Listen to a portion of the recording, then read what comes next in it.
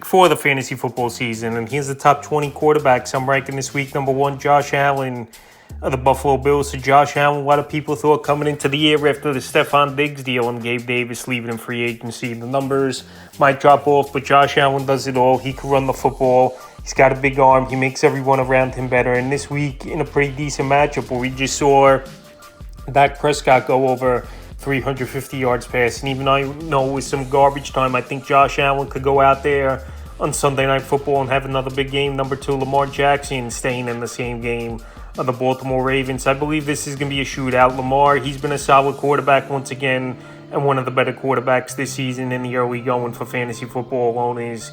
And we know with Lamar, you're going to get 5-10 fantasy points minimum running the football. He's got solid weapons, Zay Flowers, Mark Andrews likely, even though we want to see those players get more involved in this offense. And Derrick Henry's definitely opened up things a little bit in terms of Lamar running and getting more room to run, where teams really got to respect, obviously, Henry as well. So Lamar this week versus a good Buffalo defense. Like I said, potential shootout in this one. Number 3, Jalen Hurts of the Philadelphia Eagles. So potentially A.J. Brown and Devonta Smith could be out of this ball game here for Jalen Hurts and this Eagle team. But Jalen Hurts, just like Josh Allen, he's going to run the football. He's going to put up numbers. Not at the consistency of monster ball games like Josh Allen, but Jalen Hurts, he's always going out there. He's always putting up big performances for the most part. And last week, he found the way to win the game for Philadelphia, even though it was a mediocre fantasy day. But as long as he still got Saquon Barkley in the backfield and Dallas Goedert could go out there and make some plays, I think this week at Tampa Bay, it's a pretty decent matchup. Number 4, Joe Burrow of the Cincinnati Bengals. So Burrow, he's looked good the last 2 weeks. Last week, a tough loss versus the Commanders, but he went over 300 yards, 3 touchdowns. Jamar Chase looks back and ready to go. And this week, it's a great matchup with the Carolina Panthers, where their defense can't stop anyone. And this game could be competitive a little bit, where both teams are going up and down the field. We saw the Panthers last week break out for 36 points. I think Joe Burrow in this one, there's a possibility he throws 35, 40 times, and he's going to put up big points again. Number 5, Kyler Murray of the Arizona Cardinals. Last week was a down week for Kyler Murray, but this week a great matchup with the Commanders coming to town, and we know their defense can't stop anyone. Like I said, Joe Burrow just went off for a big ball game versus them in Week 3, and going back to Week 1, Baker Mayfield threw for 4 touchdowns versus Commander defense. So Kyler Murray with his running ability and with good weapons, James Conner at the backfield, Marvin Harrison Jr., and Trey McBride, if he's cleared of the concussion this week, I think he goes out there and has a big performance. Number 6, staying in the same game, Jayden Daniels of the Washington Commanders. So Jayden Daniels, he's already rising up the rankings quickly at quarterback for fantasy football, because the position, for the most part, a lot of players have underperformed. Not a lot of big ball games in the first 3 weeks, but Jayden Daniels, he's running the football a whole lot. Now him and Terry McLaurin are getting on the same page and getting comfortable, and he's poised as the former Heisman Trophy winner. It was a great pick by the Washington Commanders, and this kid, he gets it, and he has grit in the pocket and poise. And this week in a good matchup at Arizona, where I expect points from both teams going up and down the field. People think it's high at number 6, but like I said, his upside has been good. 2 out of 3 games, he's cracked 20 fantasy points, and with the running ability and the playmaking ability, he's hard not to be a top 5-10 quarterback weekly. Number 7, Patrick Mahomes of the Kansas City Chiefs. So Patrick Mahomes, his numbers have been mediocre to start the season. Pretty much only Rashee Rice, the only big-time player in that passing game right now for Kansas City. Travis Kelce's done nothing. Xavier Worthy had the big week 1.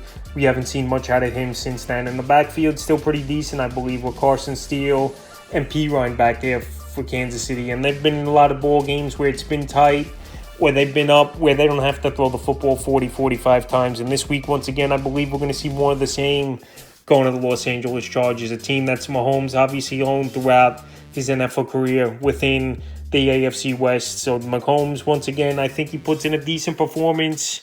But like I said, we really haven't seen that monster 40, 50-point game in a while for Mahomes. And this week, I just don't see it. I see them getting off to a good start and just running the football a whole lot in the second half. Number 8, C.J. Stroud of the Houston Texans. So Stroud so far, it's been a mixed bag of results in the first 3 weeks of the season. But the offensive weapons he has, Nico Collins, Stephon Diggs, obviously, Tank Dell. That's a lot of big-time players and playmakers in this offense for CJ Stroud. So I think he's due for a big ball game. And this week's a great matchup versus Jacksonville Jaguars, where obviously they can't stop anyone. We just saw Josh Allen and the Buffalo Bills go off, where Allen scored over 35 fantasy points. And CJ Stroud definitely has the potential to do that, but we just got to see him clicking and hitting on all cylinders. And so far this season, turnovers have been a problem and indecisive at times as well. Number 9, Dak Prescott of the Dallas Cowboys. Dak Prescott, believe it or not, leads the league in passing yards in the early going. I know the last 2 games, a lot of catch up and play from behind. Week 2 versus the Saints, they were down in that one early and often. Cowboys, before you knew it, were down 21, 25 points most of that ball game. So you had to go out, throw the football 40, 50 times. And then last week, down 28-6, they almost made the comeback and won the game. Was Dallas. Well, finished losing 28-25. So Dak Prescott got Jake Ferguson back in the lineup. He had a big ball game. CeeDee Lamb still not 100%, I believe, up to conditioning after he missed all the training camp and got his contract. And this week, he's going to MetLife Stadium at the New York Giants, a team he's owned throughout his NFL career. So it wouldn't be surprising on Thursday night that the Cowboys get this offense going early and often in this game. Like I said, Dak's comfortable versus Giant defense. And also Thursday night, usually there's more scoring in those games. Number 10, Sam Darnold of the Minnesota Vikings. So who would have thought Sam Darnold and this Viking team will be 3-0? And who would have thought Sam Darnold would be a fantasy option in the top 10 quarterback ranking going into week 4? So Sam Darnold, him and Justin Jefferson have a great rapport. Him and Jalen Naylor have a great rapport, where he's got 3 touchdowns on the season, and possibly Jordan Addison returns in this ball game as well. So this week, it is a tougher matchup at a good defense, but we already seen Sam Darnold beat the San Francisco 49ers in week 2, and we also saw him beat a good defense in the Houston Texans last week. So right now, after those 2 big performances for Darnold, especially last week, 181 and 4 passing touchdowns, he's a player moving up the rankings quickly, and someone you just got to go out there and put in your starting lineup, because like I said, quarterback's been a weak position, and Sam Darnold's top 5 in scoring so far. Number 11, Jordan Love, staying in the same game of the Green Bay Packers. So Love returning, it looks like most likely this week. He practiced all last week with pads, but they just wanted to wait another week, and even took pregame warm-ups before the ball game at the Tennessee Titans. So this is a tough matchup. Minnesota, they get to the quarterback, they create turnovers, and they make it tough for opposing offenses. We saw them play well versus San Francisco, and we saw them blow out a high-powered Houston Texan offense. It's going to be a tough matchup for Jordan Love, but he's a quarterback that just finds ways to go out there, make plays, and put points on the board. And still this week, I would have confidence. Quarterback position so weak. I think Jordan Love, even in a tough matchup, could go out there and still be a top 10, 11 performer. Number 12, Brock Purdy of the San Francisco 49ers. Purdy last week, he had a big ball game at the Los Angeles Rams. And Jawan Jennings really went out and had a monster game.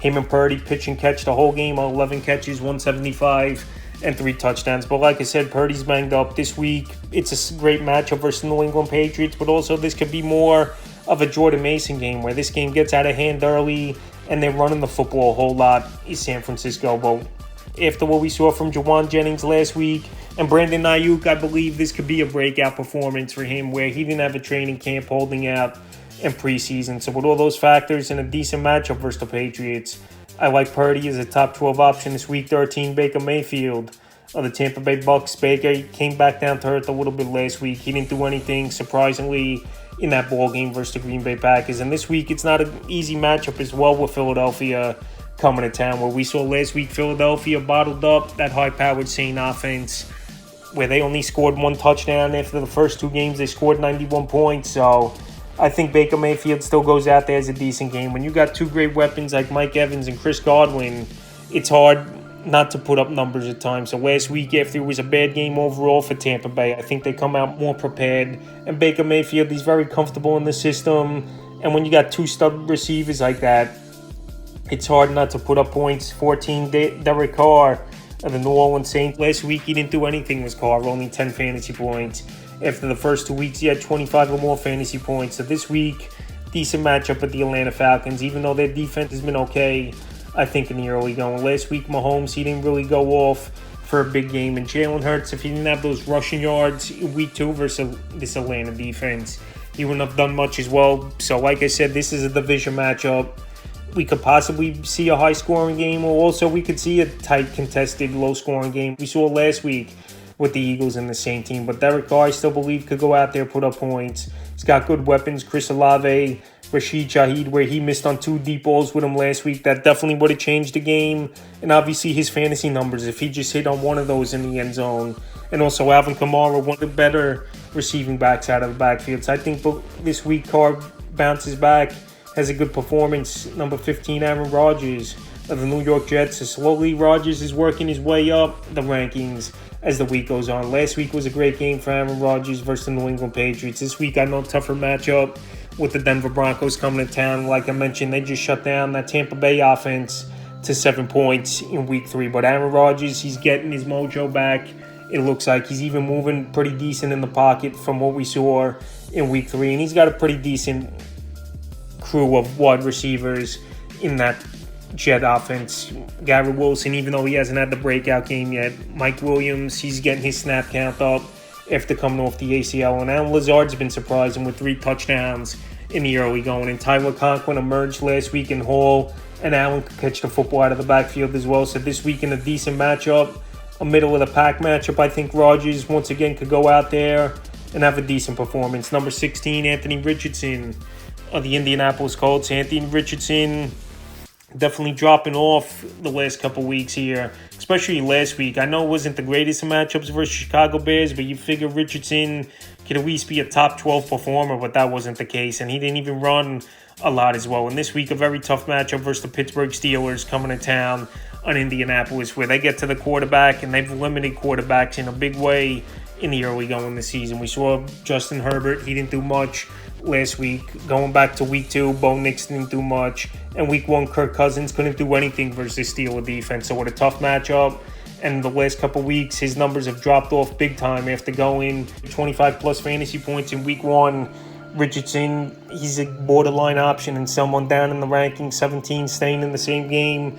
Justin Fields of the Pittsburgh Steelers. So the thing with Fields, if it was last season, he was a top 10 quarterback weekly with his running ability, but now he's been more of a pocket passer for this Pittsburgh Steelers team. He's definitely taken the next step in the pocket, throwing the football, being accurate, and making smart plays as Fields, no doubt about it. But this week in Indianapolis, well, I think it's going to be low-scoring type of game between these two teams. And we know Pittsburgh's built on running the football, playing good defense. I think Justin Fields, once again, will score anywhere, maybe that 13, 18-point range.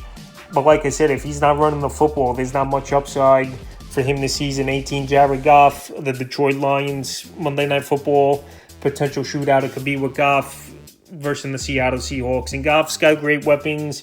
Amon-Ra St. Brown, Jameson Williams. We'll see if Sam Laporta plays in this game after he has the ankle sprain, but gets the extra day's rest for Monday night. But like I said with Goff, there's going to be good games for him and games where he's inconsistent. So this week, I think it could be a decent ball game without running ability and inconsistent, especially on the road throughout his career as Jared Goff. He's not really going to be a quarterback that cracks that top 12 consistently and weekly. 19 staying in the same game, Geno Smith of the Seattle Seahawks. So this Seahawks team, they're having a great year so far, 3-0.